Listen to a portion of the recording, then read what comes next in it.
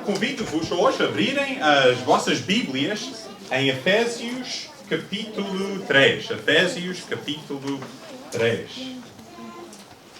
Nós hoje vamos começar uma nova série de mensagens intitulada O Nosso Compromisso. Sabem, a vida é feita de compromissos. Por exemplo, num casamento. O marido e a esposa fazem um compromisso, dizem os votos. Eu prometo ser fiel na riqueza, na pobreza, na saúde, na doença. É um compromisso. Estão a dizer um para o outro, fazer um com o outro. Também, por exemplo, se viveres num prédio que tem um condomínio, há um tipo de compromisso. O condomínio promete, por exemplo, manter o orçamento, chamar as pessoas para fazerem as reparações necessárias e os moradores fazem o compromisso de pagar a cota ou de não ter 20 gatos lá em casa, seja o que for os critérios daquele compromisso. E é igual como igreja. Nós fazemos um compromisso enquanto igreja para a membresia, para a congregação. Cada um de nós individualmente fazemos um compromisso para com a igreja. Então hoje estas mensagens nós vamos falar sobre o que a Bíblia diz sobre o compromisso que uma igreja deve cumprir com os seus membros e vice-versa. Por que é que estamos aqui? Por que é que esta igreja, esta congregação existe? Quais são os nossos valores? Como é aqui que aquilo que acreditamos afeta o que fazemos? São todas perguntas que vamos examinar ao longo das próximas semanas. Vamos falar sobre a igreja, sobre a nossa vida em família espiritual.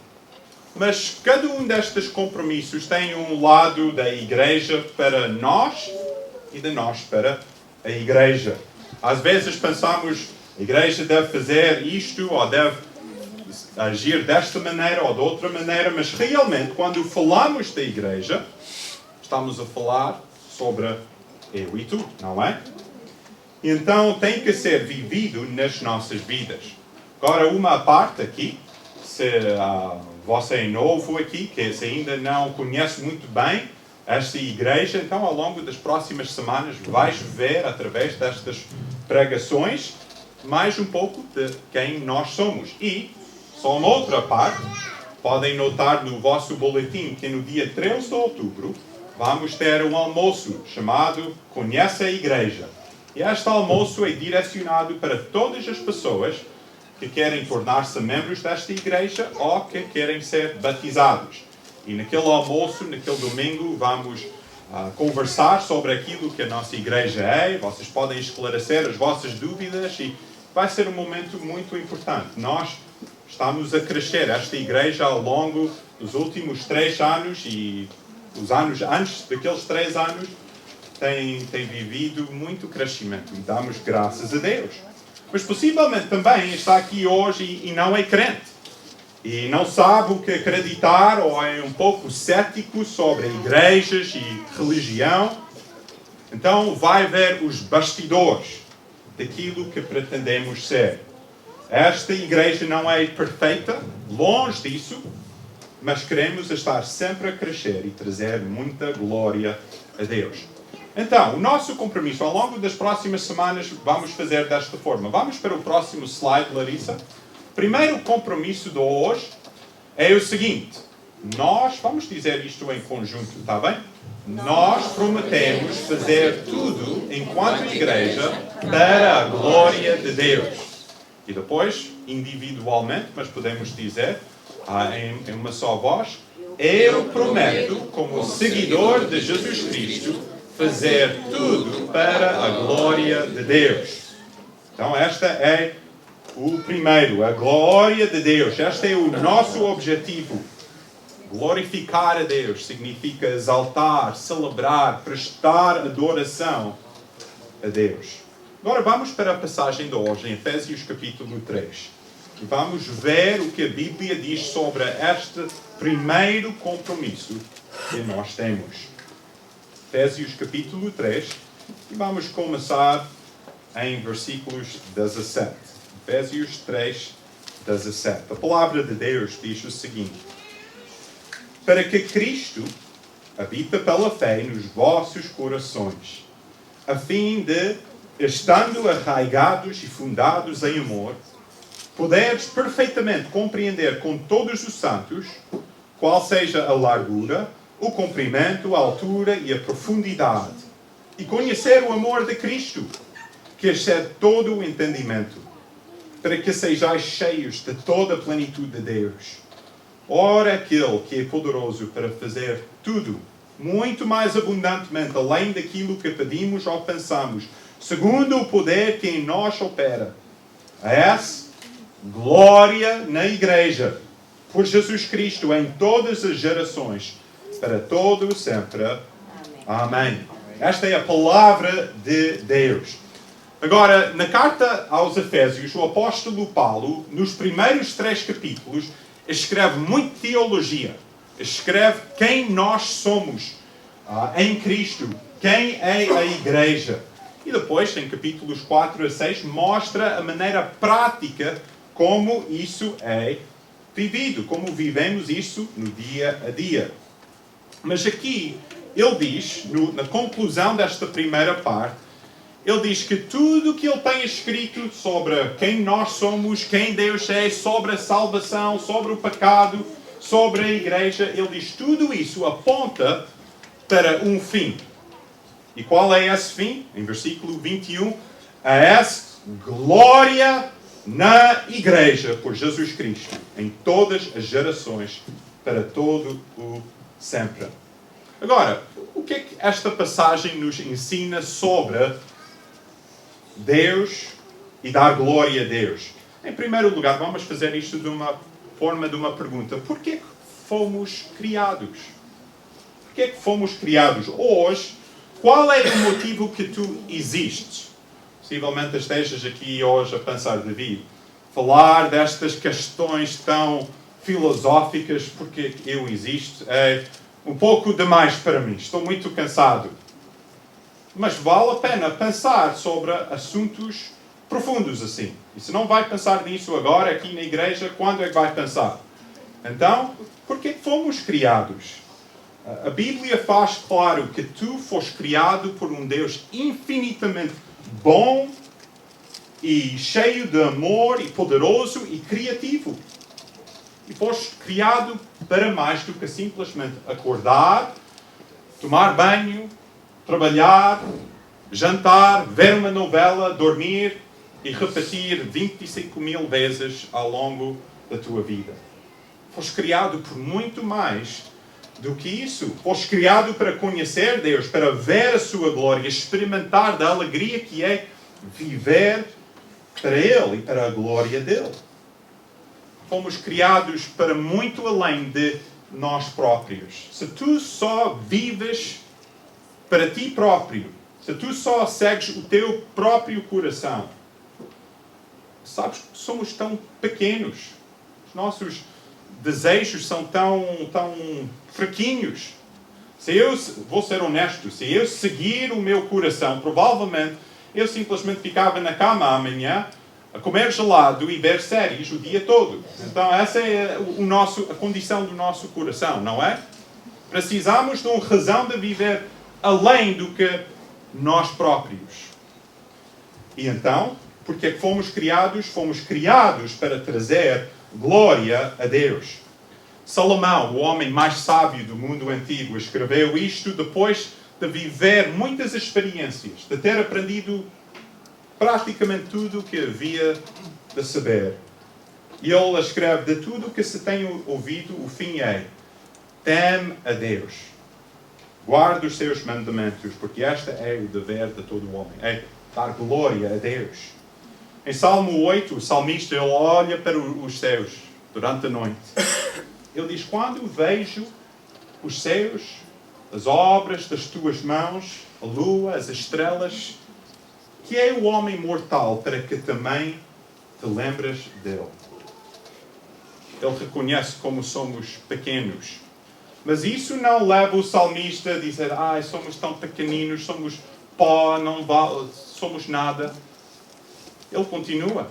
Isto é em Salmo 8, e ele diz, contudo, pouco menor fizeste o homem do que os anjos, e da glória e da honra o coroaste. Em comparação com Deus, somos pequenos, sim. Mas o salmista aqui diz, fomos criados, fomos coroados com glória e honra.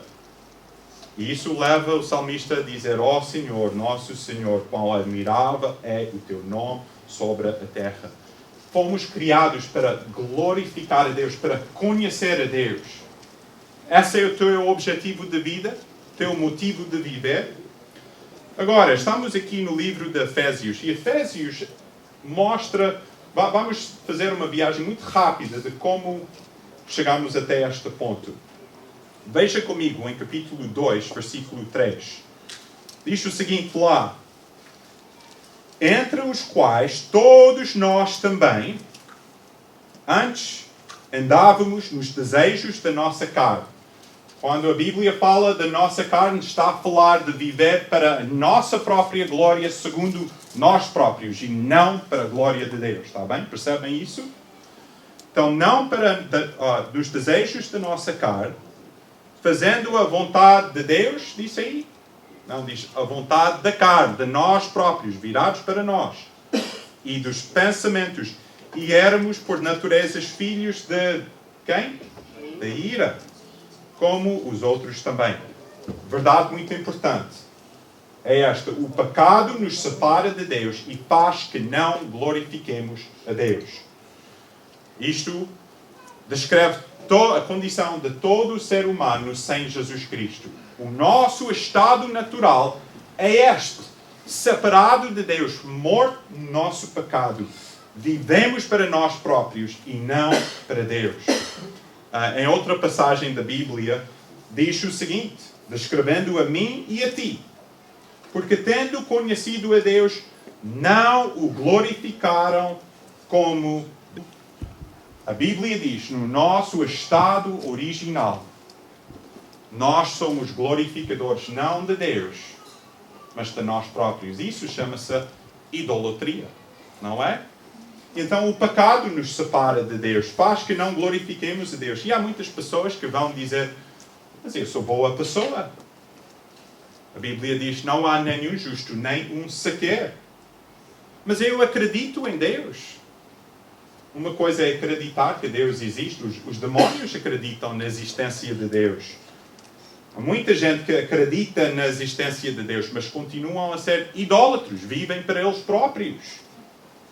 E sabemos que Jesus é o caminho, a verdade e a vida. E é só através de Cristo que podemos conhecer Deus e podemos glorificar a Deus.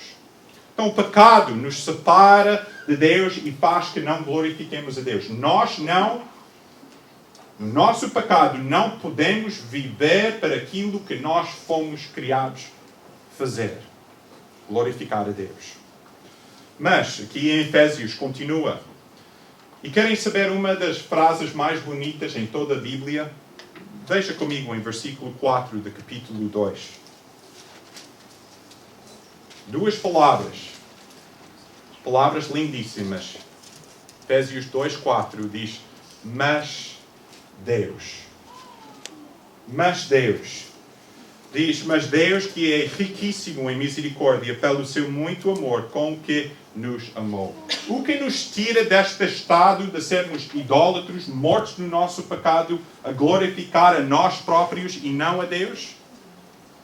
Se dependesse do nosso próprio esforço, do nosso querer, da nossa boa vontade, todos nós estaríamos condenados. Mas, diz, mas Deus,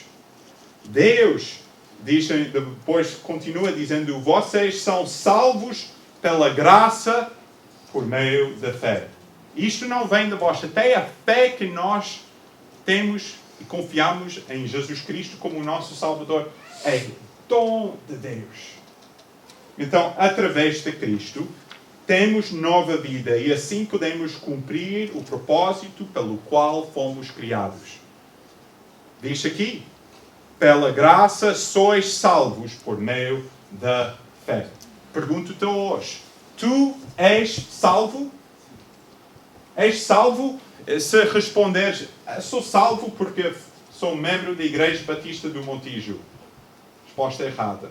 Sou salvo porque uma vez fui batizado. Resposta errada.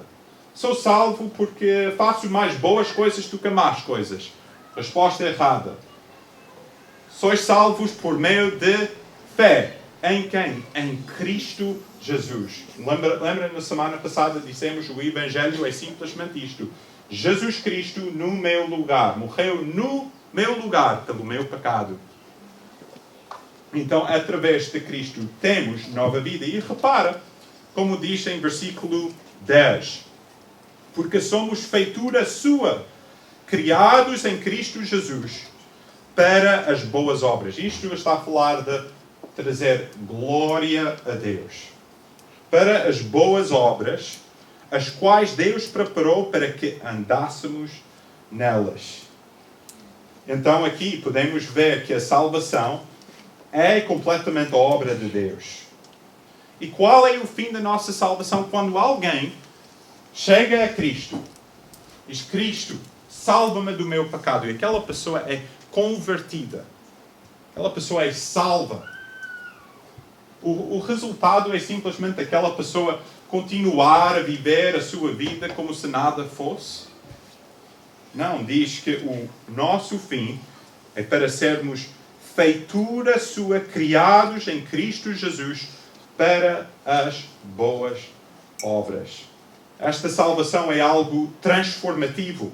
Tem a palavra aqui onde diz feitura sua, criados em Cristo Jesus. Na língua original, a palavra no grego é poema. Isso é parecido a qual palavra português? Estão acordados? A palavra grega, poema, parece qual palavra português? Poema. Poema, muito bem. Pedro ganha 100 pontos aí. A palavra grega, poema, é em português também a palavra poema. Significa que nós somos poema, vamos dizer, é a raiz da palavra de Deus. Deus começa a escrever a sua história nas nossas vidas. Nós somos uma nova criatura. O velho já passou. Somos criados, como diz aqui, para boas obras, criados na imagem de Jesus Cristo. Então, a salvação não pode deixar uma pessoa parado. Eu sei que, por exemplo, aqui nesta igreja, ao longo dos anos, tem havido pessoas que vêm à igreja, fazem uma profissão da fé, mas nunca mudam, nunca avançam. E duvido muito que essa seja uma fé verdadeira, porque a salvação vai transformar, vai haver mudança. As coisas velhas, as coisas da vida passada, o egoísmo, a amargura, seja o que for, vai ser moldado, vai ser curado, vai ser cortado, restaurado, vai ser uma nova obra de Deus. Então pensa sobre isto. Nós fomos criados por isto. Somos a poema que Deus está a escrever. E é impossível realmente conhecer Jesus e não mudar e ser mudado. Mas agora, nesta carta aos Efésios, podemos ver que transforma do individual e mostra como isto encaixa com a igreja. Veja comigo 2 versículos aqui em Efésios. Olha para Efésios 1, começando em versículo 20. 1:20. Que manifestou em Cristo, ressuscitando-o dentre os mortos, pondo-o à sua direita nos céus, acima de todo o principado, e poder, e potestade, e domínio, e de todo o nome que se nomeia, não só neste século, mas também no vindouro. E sujeitou todas as coisas a seus pés. Sobre todas as coisas o constituiu como cabeça da igreja. Fala de Jesus. Agora, veja comigo 3:10. Para que agora, pela igreja, a multiforme sabedoria de Deus seja conhecida dos principados e potestades nos céus. Então vemos aqui que a igreja é o corpo de Cristo e é o organismo onde vivemos para a glória de Deus. Agora, algumas perguntas. Quem faz parte da igreja? Quem faz parte da igreja? Nem toda a gente que assiste a uma igreja é a igreja. A Bíblia faz claro aquilo que vemos aqui em Efésios. Quem é a igreja são as pessoas que são salvas, que conhecem Jesus Cristo como o seu Senhor e Salvador. E então, no sentido, todos os salvos do mundo, todas as pessoas que foram salvos por Jesus Cristo, são a igreja, o corpo de Cristo. Se tu conheces Cristo como o teu Salvador, hoje fazes parte da igreja, do corpo, vamos dizer, mundial de Jesus. Mas vemos também na Bíblia que todos os que são parte desta igreja mundial, todos os crentes, vão congregar-se em igrejas, comunidades, igrejas, congregações locais. É por isso que tantas das cartas do apóstolo Paulo são escritas para igrejas, em uma cidade ou outra. Então a igreja não salva ninguém, mas todos os que são salvos são a igreja, e todos os que são a igreja devem procurar congregar-se com a igreja local. Cada palavra que acabei de dizer é muito importante. Igreja não salva ninguém, mas todos os que são salvos são a igreja. E a quem pertence a esta igreja? É o pastor que manda, um bispo, o papa que manda. Quem é que manda na igreja? Quem pertence à igreja? Faz claro, diz em versículo 22 do capítulo 1, Cristo é a cabeça da igreja. Rei Jesus manda. Se esta igreja vai ser uma igreja fiel, nós precisamos submeter-nos a Rei Jesus. É Jesus que manda. Vamos submeter as nossas vidas, enquanto igreja, os nossos sonhos, a Rei Jesus. Vamos dizer, Rei Jesus, onde tu mandares, é aí que nós vamos. O que tu mandares que nós fazemos, é isso que nós vamos fazer. Só assim vamos poder ser uma igreja saudável. E realmente a maneira como Deus está a agir, principalmente no mundo hoje, é através da igreja. Eu não sei se vocês já perceberam isto, mas Deus gosta de usar coisas fracas para a sua honra e para a sua glória. Israel, ao longo da sua existência, até Jesus Cristo vir, Israel, na maior parte da sua história, foi um país, um poder muito grandioso, com muita força. Não foi. Deus diz, eu não vos escolhi porque vocês são muitos, mas porque são poucos. E então, Israel, mas agora também a igreja, às vezes olhamos para, por exemplo, a nossa igreja e outras igrejas e pensamos, somos mais ou menos fraquinhos, poucos, em comparação com grandes governos e movimentos do mundo. Mas sabem, é através da igreja que Deus está a agir no mundo hoje. Então, se tu queres fazer parte daquilo que Deus está a fazer no mundo hoje, é absolutamente essencial estar junto com a igreja de Deus. E então a igreja é o corpo de Cristo. Então vemos aqui nesta passagem que o nosso objetivo, o nosso primeiro objetivo é de glorificar a Deus. Eu sei que quando falamos da glória e glorificar, às vezes é uma palavra um pouco da igreja, ou às vezes usamos em relação ao Benfica, não é? O glorioso, uma coisa assim. Mas quero fazer uma comparação. Imagina em 2016, quando a equipa de Portugal ganhou o Euro 2016. Imagina que quando eles voltaram, ninguém apareceu no aeroporto. Foram realmente desprezados. Eles eram dignos dos aplausos do país. Eles fizeram uma grande conquista. Mas é assim com nós e Deus. Deus, infinitamente maior e melhor tudo o que Ele tem feito por nós e Ele tem feito no universo, que qualquer salvação tem feito. Nós, muitas vezes, simplesmente esquecemos Deus e andamos longe dele. Então, somos feitos para a glória de Deus. Nós não temos tempo para ver como é que isto vai se traduzir em todos os aspectos das nossas vidas. Mas, podes mostrar o próximo slide, Larissa? E o próximo? A primeira fotografia. Se isto é verdade, vai mudar a maneira como nós vivemos amanhã e esta semana. A Bíblia diz assim, quer vocês comam, bebam ou façam qualquer outra coisa, façam tudo para o quê? A glória de Deus. Quando dizemos existimos para a glória de Deus, tu amanhã, de maneira como vais trabalhar, possivelmente um trabalho que nem gostas muito, mas a atitude que tu vais ter naquele trabalho pode trazer, ou não, trazer glória a Deus. Tu podes brilhar no teu lugar de emprego, na tua escola. Jovens que vão voltar à escola daqui a mais uma semana.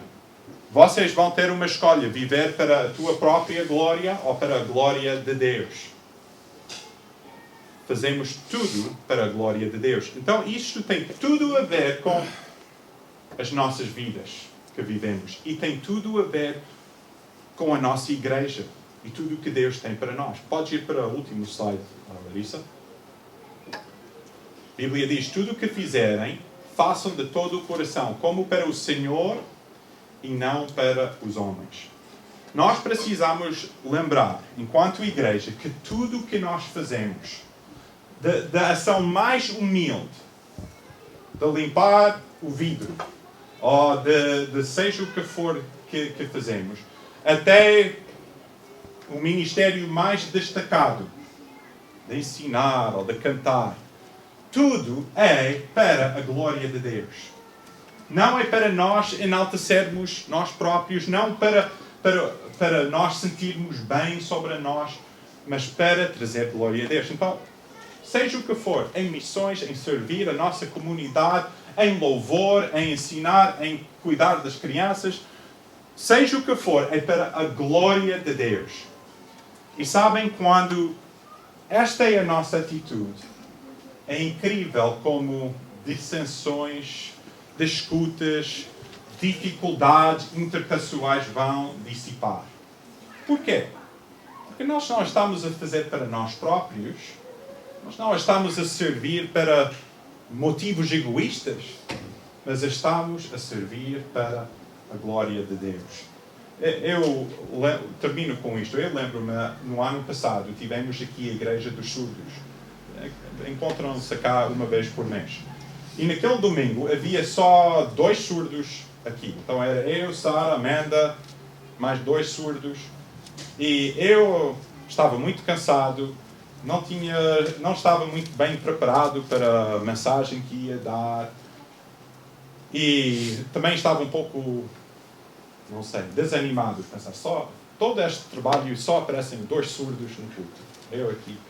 E começámos a cantar uma música. Vem, vem, agora é tempo de adorar a Deus. Vem, vem, agora é tempo de amar a Deus. Deus é bom, Deus é santo, Deus é digno. Uma música que cantamos no culto dos surdos. Eu pensei, aí, o Espírito Santo começou a tocar no meu coração. David, Deus falando para mim, David, eu sou digno de ser louvado por meia dúzia de pessoas aqui, nesta igreja. E se for só meia dúzia de pessoas a louvar a mim em língua gestual portuguesa, possivelmente do mundo inteiro nesse dia, eu sou digno. Faz isto para mim e não para a recompensa de qualquer outra pessoa ou qualquer outra coisa. Igreja, se podemos avançar com compromisso em mente, fazer tudo para a glória de Deus, vamos ver como Deus vai ser glorificado, a sua igreja edificada e nós andarmos em amor, em união. Vamos orar. Deus, damos-te glória, porque Tu és bom, Tu tens sido tão bom para conosco. Ajuda-nos esta semana a viver para a Tua honra e para a Tua glória. Ajuda-nos a perceber o que é trazer glória a Ti. Ajuda-nos a usar as nossas vidas como uma alavanca para usar o nosso emprego, a nossa família, os nossos dons, tudo o que nós temos para Ti, Senhor. E guarda-nos de egoísmo, de desperdiçar tantas oportunidades, tantos dons que tens nos dado. Mas ajuda-nos a usar ao máximo todos os recursos, tudo o que tens nos dado, até o nosso último respirar. É isto que nós oramos, em nome de Jesus.